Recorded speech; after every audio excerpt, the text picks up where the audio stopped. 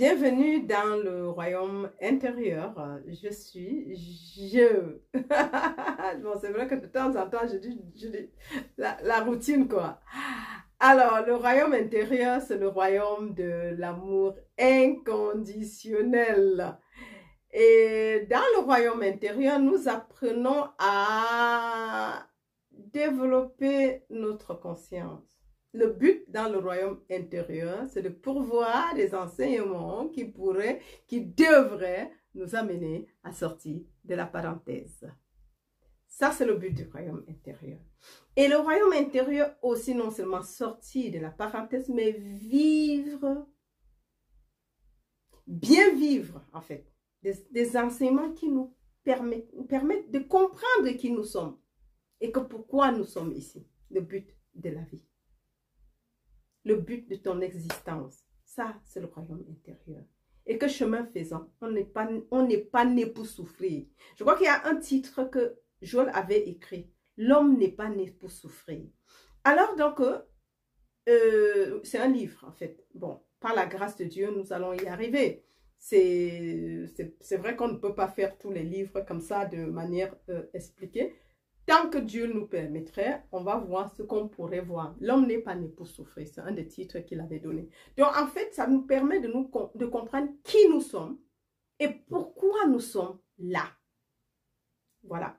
Donc, si tu me regardes pour la première fois ou bien même pour la énième fois, j'aimerais seulement que tu saches que je t'aime de tout mon cœur et que c'est...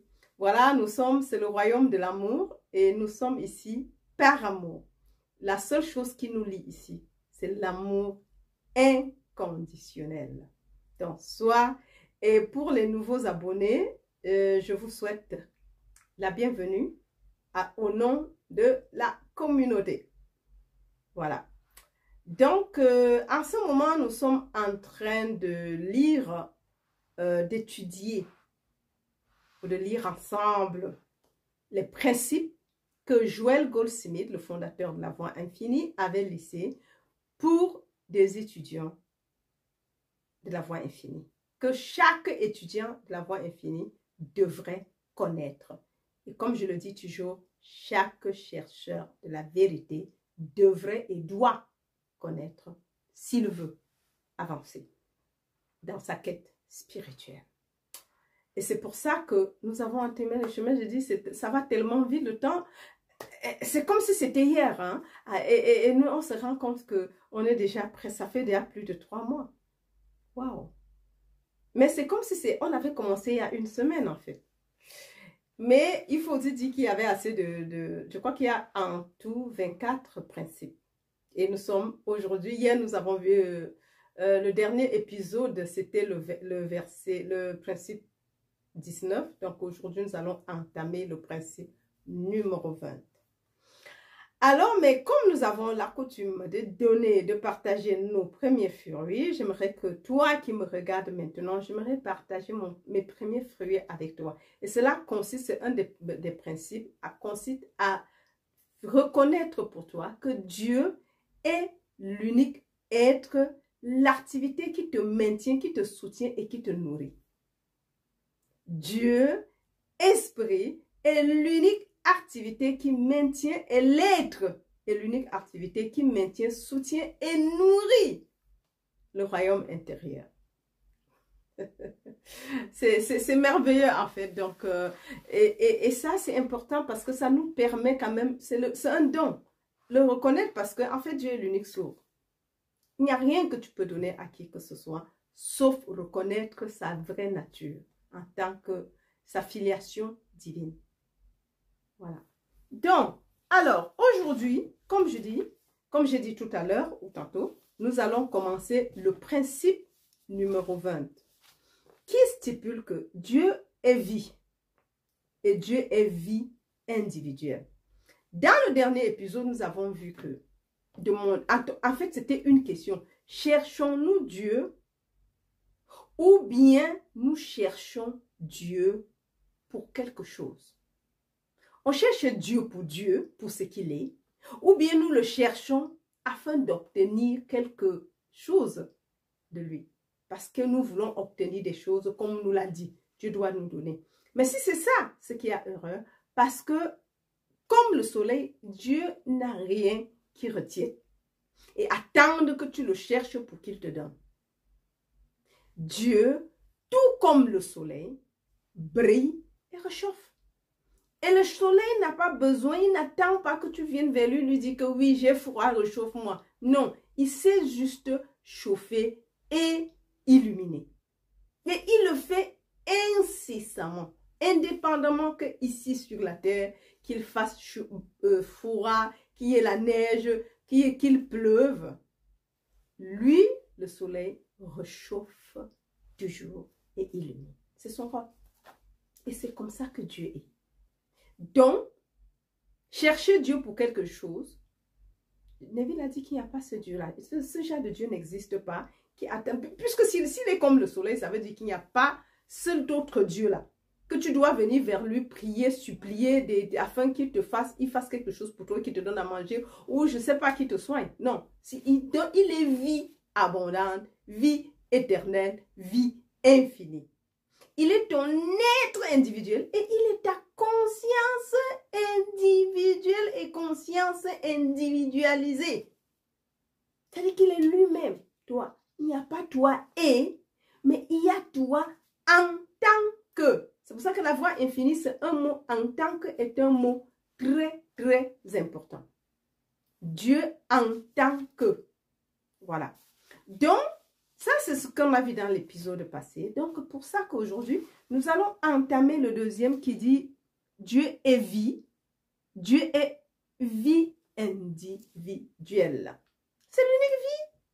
Il n'y a pas deux vies. Et si on comprend que Dieu est vie et Dieu est l'unique vie, nous devons comprendre que cette vie est abondante, éternelle et elle est immortelle, mes amours. Alors, donc, on va juste, sans trop bavarder aujourd'hui, nous allons juste commencer à lire. Et on va voir en quoi consiste ce principe. Voilà, donc Dieu mène à bien sa vie en tant que notre vie. Très bien. Dieu mène sa vie en tant que notre vie dans ce qui apparaît être la forme de notre vie. Dieu mène sa vie en tant que notre conscience individuelle. Dieu mène à bien son plan en nous et à travers nous. Nous pouvons nous détendre. Nous pouvons apprendre à être un contemplateur. Et si vous regardez, vous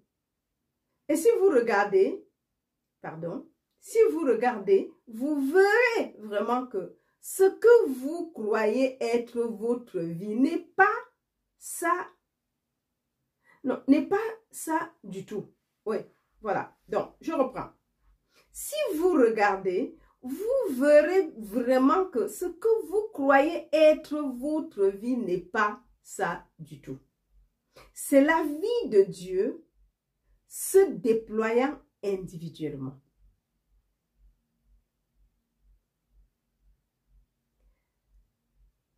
Je peux m'arrêter ici, on explique parce que sinon on va reprendre après, aller et revenir. Donc, en fait, comme cela dit, Dieu est vie et Dieu est vie individuelle. Donc, le problème c'est qu'en fait, parce qu'on a toujours l'impression qu'il y a une vie Dieu et une vie moi. Mais si je sais que Dieu est ma vie et que Dieu est l'unique vie qui existe, mais je n'ai pas peur de quoi que ce soit parce que cette vie Dieu est immortelle, éternelle et infinie. Il n'y a pas une limite quelque part. Mais on nous a appris à croire aux limites. Mais ça là n'existe pas. Dieu est vie, l'unique vie. Et l'unique vie individualisée. Dieu est l'unique être individualisé. Ça veut dire qu'en réalité, il n'y a pas de toi et de moi. C'est ce qu'on a déjà vu hier. Hein, ou dans la diffusion de la publication de ce matin.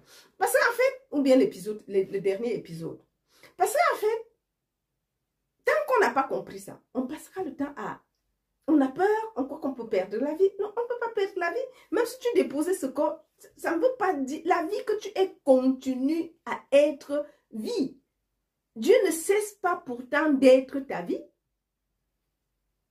Oui, c'est pour ça que Dieu a dit, malheur à ceux qui tuent le corps, mais ne peuvent rien faire avec l'esprit.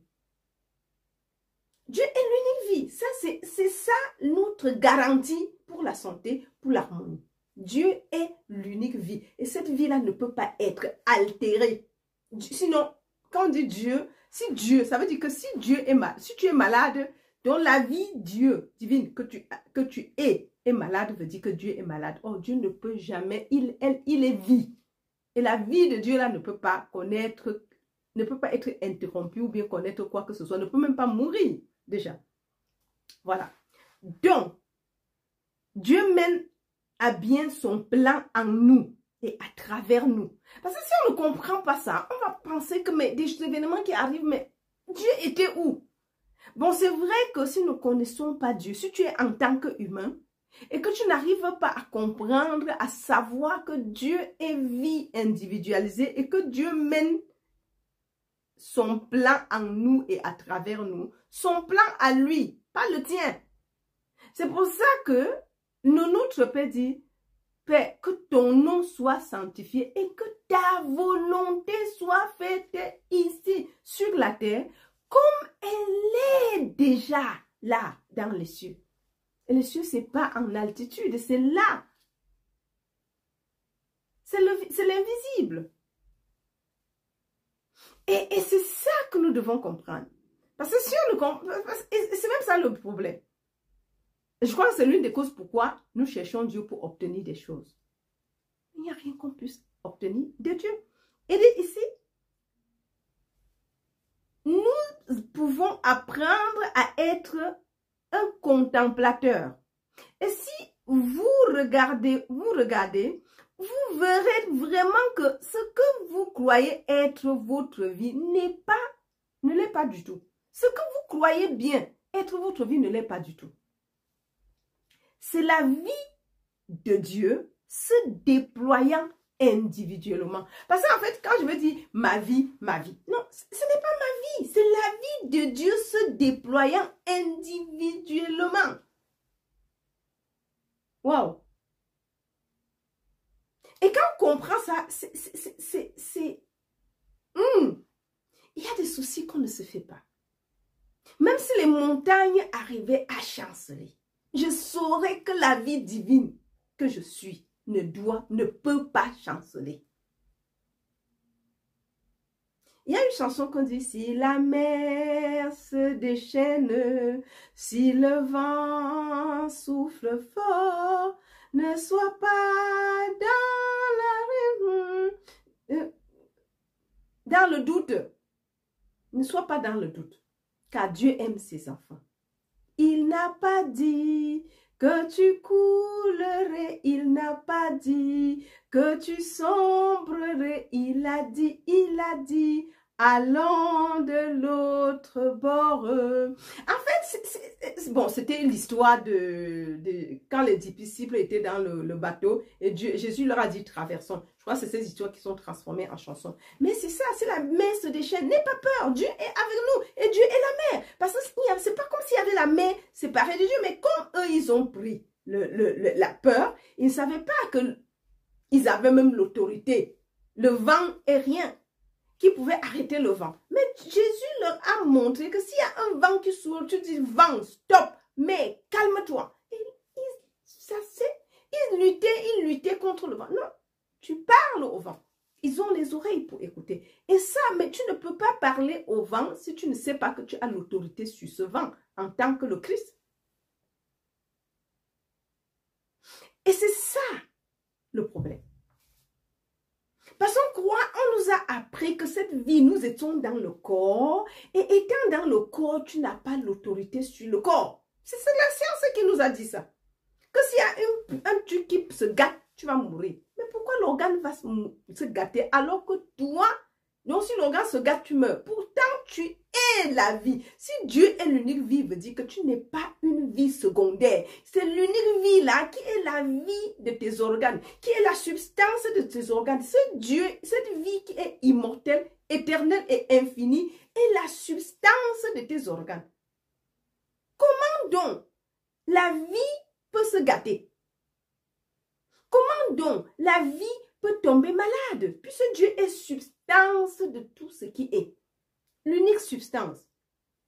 Et Dieu étant l'unique substance, ne peut pas connaître des limites. Ne peut pas connaître le début et la fin. Puisque Dieu est éternel. Il est le même hier, aujourd'hui et éternellement. Et ça, c'est ce que nous devons savoir, mes amours. Et c'est pour ça que ce principe est un des principes importants. Voilà, donc, alors, c'est seulement votre vie ou la mienne quand nous en prenons possession et tentons de la manipuler et de faire quelque chose avec, d'en faire quelque chose. En fait, vous voyez que au moment où tu personnalises, rien n'est nouveau, hein, on se répète, mais c'est parfois nécessaire. Parce qu'il dit, la vie, elle est libre. Mais à partir du moment où nous la personnifions et disons que c'est ma vie ou c'est ta vie, c'est là où les limites commencent. Puisque si tu es limité et tu penses que c'est ta vie, ça veut dire qu'il y a ma vie et il y a ta vie et il y a sa vie. Ça veut dire qu'il y a plusieurs vies séparées.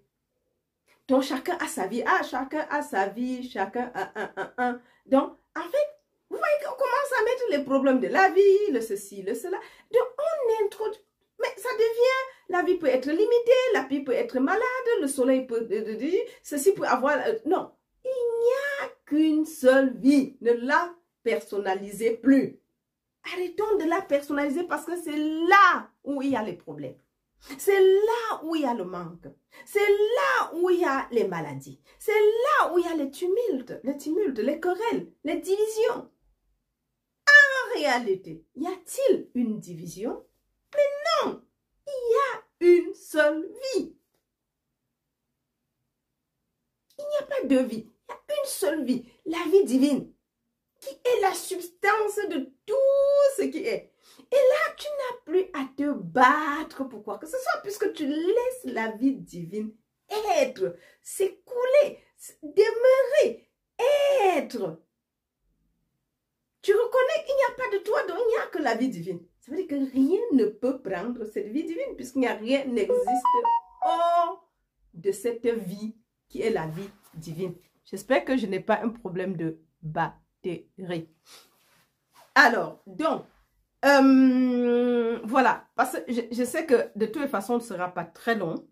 Et même s'il y avait quelque chose, parce que je crois qu'il serait préférable de mettre la corde, excusez-moi, voilà, de mettre oui, la prise pour qu'on n'ait pas de problème, on ne tombe pas en panne de batterie. Désolé pour le petit endroit. Alors, je disais donc que c'est important de le savoir. Parce que si c'est ça qui a causé toute cette séparation, cet éloignement, cette division, c'est notre conception de la vie comme étant un truc personnel. Nous avons personnifié Dieu. Ou personnalisé ou personnifié, c'est la même chose. Parce que individu et personnalisation, on a déjà vu ça. Individu, c'est Dieu. Individualisé, donc, mais c'est la même personne. Mais quand on personnifie ça, ça veut dire que c'est moi, c'est ma vie, c'est ma chose. Et bien sûr, ce que tu prends, elle devient toi, est limité. Oui, puisque Dieu est un, et en tant que tout. Voilà, donc, alors, où est-ce qu'on était? Quand une personne parvient, ah non, ça c'est le... mais c'est là que je ne comprenais pas. Je dis que mais ça, c'est pas là où j'étais tout à l'heure. En fait, c'était un autre principe.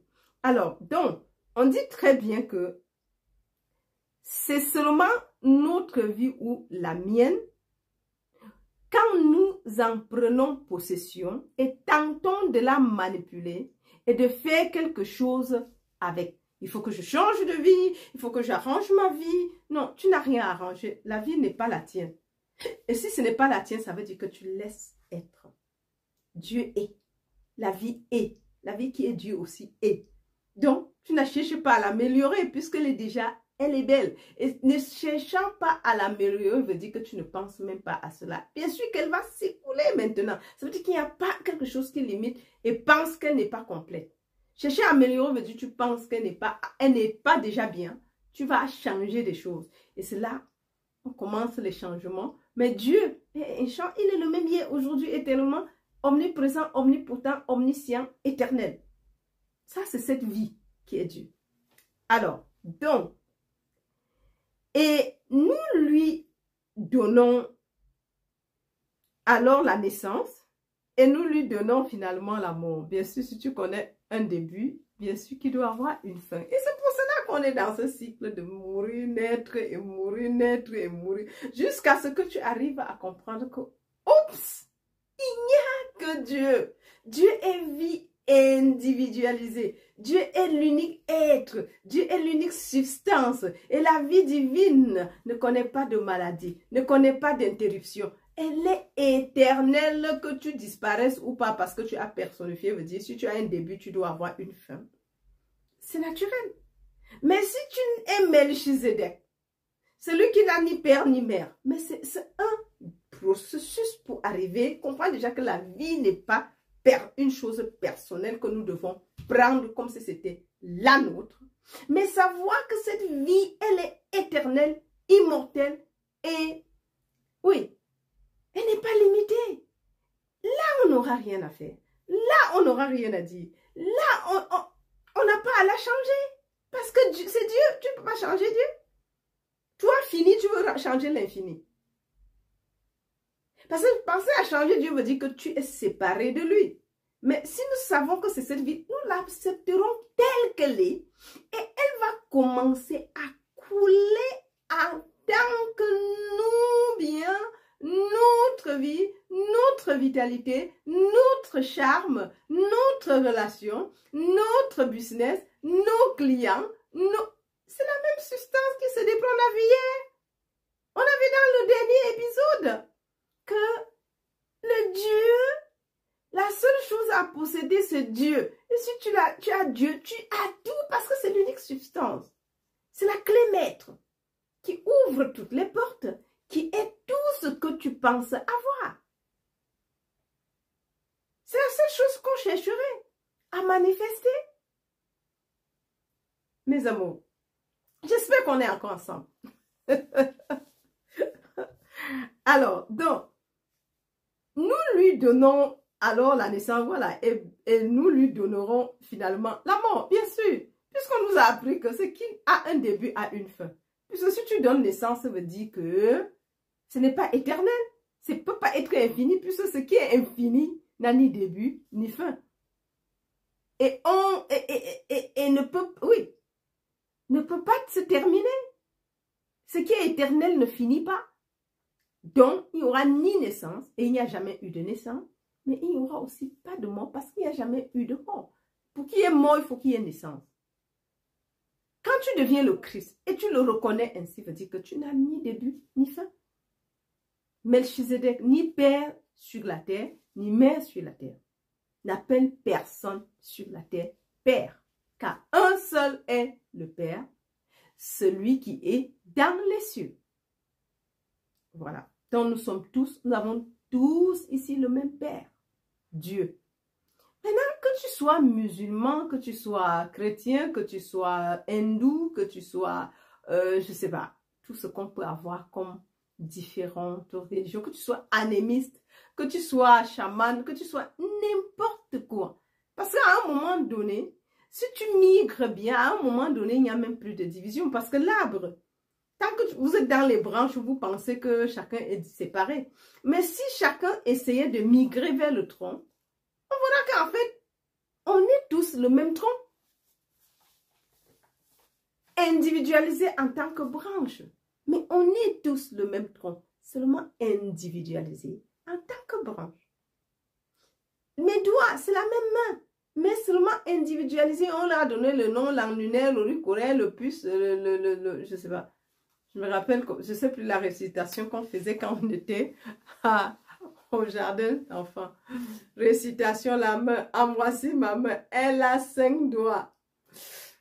Donc, et ça, et on commence à réciter, et c'est comme ça que tu grandis, on te dit que non, tu es seul, l'autre c'est tel et tel et tel, non, on est divisé. Mais on ne nous dit jamais, parce que si on commençait dès le bas âge à dire à un enfant que tu n'es pas séparé, tu n'es pas séparé de Dieu, tu n'es pas, tu es la vie divine. Mais bien sûr, l'enfant grandit en sachant, sans limite. Tu es une vie divine qui n'est pas limitée, qui ne manque de rien. Parce que c'est ça le coaching. Ça commence maintenant. Ça veut dire que ce que nous enseignons, nous devrions transmettre ça à nos enfants pour qu'ils n'aient pas les mêmes problèmes et qu'ils ne connaissent pas les mêmes limitations que nous autres nous avons connues. Commence à dire à l'enfant que tu es illimité. Tu as une infinité de possibilités. Tu n'en y manques, tu ne manques de rien parce que le Dieu qui est ta vie est infini, éternel, immortel. Mais c'est comme ça que l'enfant va grandir sans limite. On ne va pas lui dire qu'à 18 ans, il y aura telle limite. À 17 ans, il y aura telle limite. À 15 ans, il y aura telle limite. Après 30 ans, il y aura telle limite. À 45 ans, si tu es la fille, déjà à 35, 40 ans, c'est la ménopause. Après 60 ans, tu commences à 40 ans même, tu commences, la ménopause vient, ça veut dire que tu commences à descendre. Mais c'est faux. C'est faux. En fait, c'est cet enseignement qui te limite, qui limite la vie divine, parce que la vie divine ne peut pas se flétrir, elle ne connaît pas la ménopause. La vie divine ne connaît pas la vieillesse. La vie divine ne connaît pas le manque. La vie divine ne connaît pas rien. Elle est éternelle. Et ce qu'elle connaît, c'est qu'elle est éternelle, immortelle, infinie. Oui. Abondante. Et c'est ce que nous devons, en fait, pour nous, maintenant, commencer à le connaître. Parce qu'il y a parfois, je menais certains combats. Aujourd'hui, je ne le fais pas. Je dis, je suis la vie divine qui ne peut être interrompue. Elle est harmonieuse. La vie divine, qui est ma vie et qui est la substance de mon corps, est harmonieuse. Elle est infinie. Elle est éternelle. Elle est abondante. La vitalité, la force, l'énergie. Donc, en fait, et ça, c'est ce qu'on appelle proclamation aussi. La vraie proclamation, c'est que tu proclames la vérité. Et comme je le proclame, c'est ce que tu reçois. Elle est ta vie. La vie divine, elle est abondante. Elle est ta vie. Et la substance de ton être, elle constitue ton être. Elle constitue ta conscience. Et la substance de chaque partie de ton corps, elle constitue tes membres, ton squelette. La vie divine est la substance de ton squelette, la substance de tes organes, la substance de tes... Oui, de tes cheveux, la substance, ta beauté, la substance de tes organes. Les organes de ton corps ne sont pas en réalité les organes de ton corps, mais ce sont les organes de Dieu. De la conscience que tu es, en fait. C'est la conscience qui fait vivre ce corps. Et d'abord, ce corps n'est pas chair et sang, comme on l'a dit, matière, mais elle est esprit. Dieu est la substance de toute forme, veut dire qu'il n'y a pas une forme, même si c'est le corps que je regarde, je peux le toucher parce qu'il y a là, c'est le vide.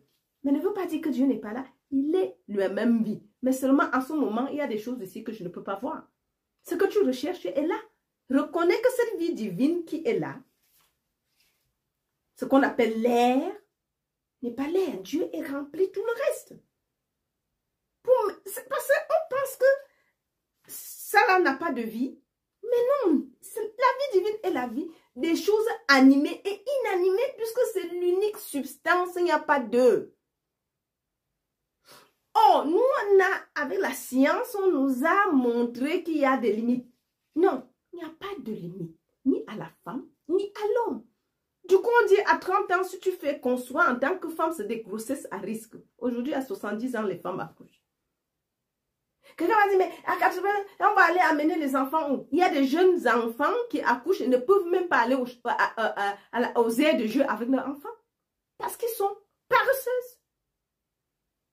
Donc, qu'est-ce que vous faites dire que un homme de 60 ans qui peut procréer et une femme de 60 ans ne le peut pas? Mais c'est la société qui l'a dit. Et nous l'avons accepté. C'est ce qu'on appelle le lavage du cerveau. C'est le formatage. Mais ce n'est pas ce que la spiritualité nous dit. La spiritualité dit que Dieu est l'unique substance et Dieu n'est pas limité. Dieu n'est pas un homme ou une femme ou un être pour être limité. Et c'est pour ça que la chair et le sang ne pourraient jamais hériter du royaume de Dieu. Ou de Dieu. Mes amours. Ça, c'est important. Ça, c'est très, très indispensable de le savoir. En quoi tu es en train de te limiter aujourd'hui? C'est quoi? C'est la santé, la vie divine et la substance de tes organes. Et la vitalité de tes organes. Et cette vitalité-là ne connaît pas de maladie, ne connaît pas de... La maladie, c'est nous qui avons introduit dans le monde de Dieu. Dieu n'a jamais créé une maladie, pourtant, c'est pour ça que ce que lui n'a pas créé n'existe pas, par conséquent, il ne peut pas la guérir. Mais combien de milliers de personnes disent qu'on prie Dieu pour qu'il guérisse, il va guérir les gens. Mais il va guérir combien?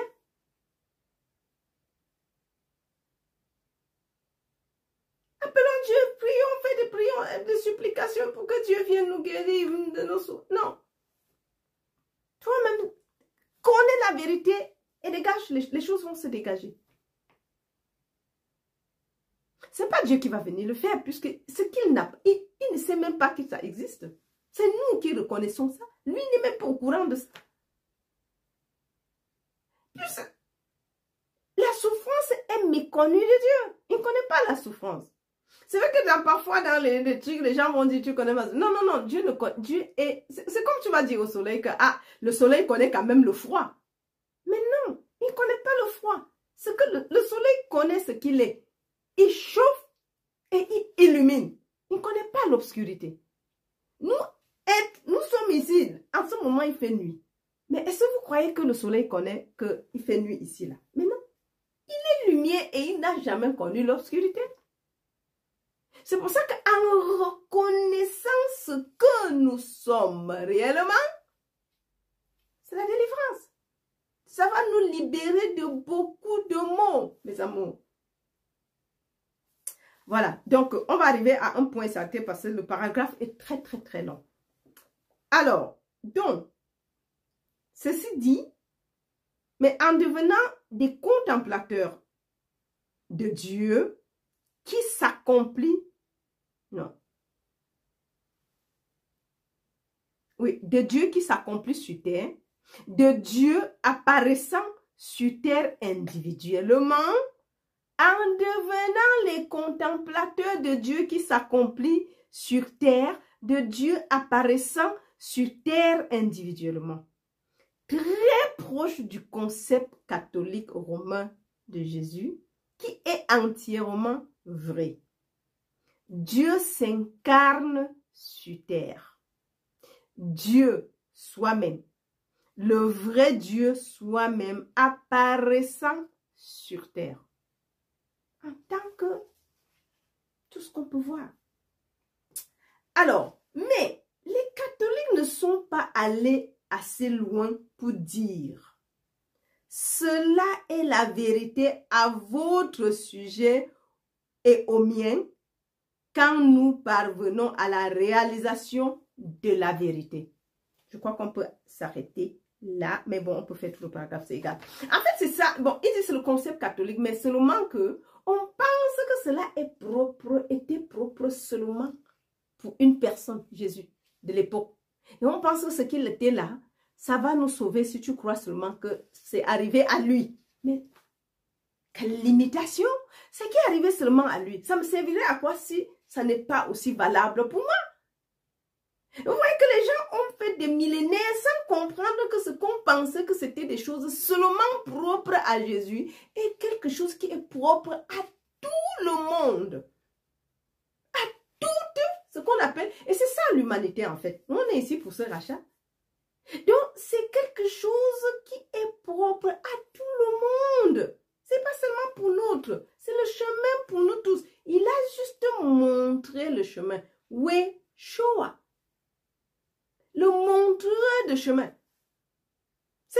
valable pour lui est valable pour moi, valable pour toi qui me regarde. Oui, parce que sinon, croire que c'était seulement pour lui, c'est personnifier cette vérité intrinsèque à nous et à tout le monde. C'est fondamental en fait.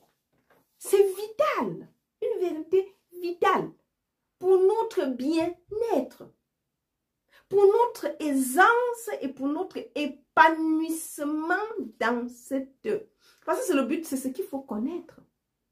Et comprenant cela, tu sautes de la parenthèse. Voilà. Donc, la vie de Dieu est réellement la vie du Christ Jésus sur terre.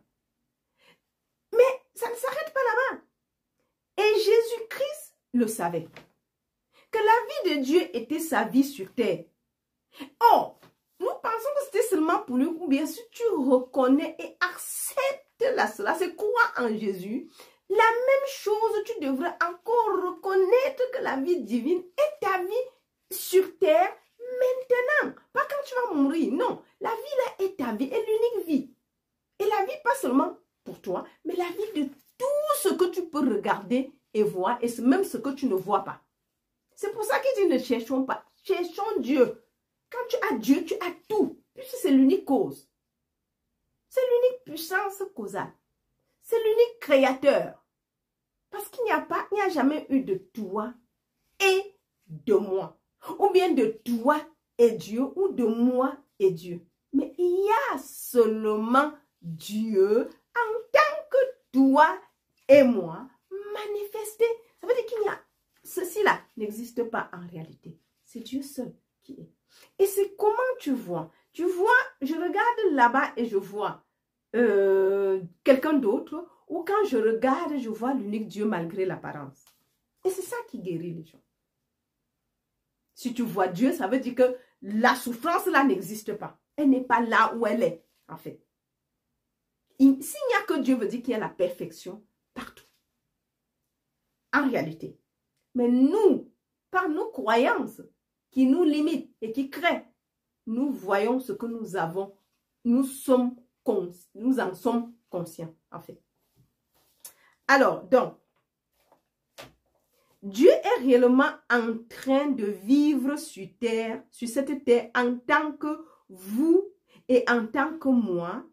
Et dans une certaine mesure, nous le savons. Dans une certaine mesure, mais nous devons en être conscients. Nous devons le savoir 24 heures sur 24. Même dans le sommeil, rêver cela. Et quand tu rêves, que tu puisses comprendre qu'il n'y a pas de dualité. Il n'y a que Dieu. Alors, l'harmonie dont nous faisons l'expérience est la mesure de notre prise de conscience que cela est la vie de Dieu et la mesure dans laquelle nous perdons toute inquiétude pour elle. Oui, puisqu'il n'y a pas ma vie, c'est celle de Dieu. Pourquoi je dois faire des nuits sans dormir, cherchant à sauver Dieu, cherchant à protéger Dieu? Et tu vois, le plus grand dilemme, c'est parce qu'on croit qu'on peut sauver. On n'arrive pas à croire que la vie là est la vie de Dieu et que je n'ai pas à m'entêter pour la parfaire. Elle est parfaite comme elle est. Elle est à Dieu. Elle n'est pas la mienne. Oui, c'est ce que la phrase dit. Hein. Ce n'est pas moi qui le dis. Elle dit que l'harmonie dont nous faisons l'expérience est la mesure de notre prise de conscience que cela est la vie de Dieu et la mesure dans laquelle nous perdons toute inquiétude pour elle. Si tu reconnais quelle est la vie de Dieu, tu restes tranquille. Pourquoi tu vas te faire? C'est la vie de Dieu. Laissons Dieu, à Dieu sa vie. Elle est parfaite, elle est éternelle et Dieu arrange toujours sa vie. Dieu est l'harmonie totale, Dieu est l'harmonie infinie. Dieu est l'éternalité de cette vie. Dieu ne peut pas mourir, cette vie est éternelle, immortelle, abondante et infinie. Alors, ne vous inquiétez pas pour votre vie, parce qu'il n'y a pas de ta vie. Mais où vous apprenez à être un contemplateur, vous découvrez vraiment que ceci n'est pas du tout votre vie et ne l'a jamais été. Oui. Si ce sont les contemplats, tu commences à comprendre.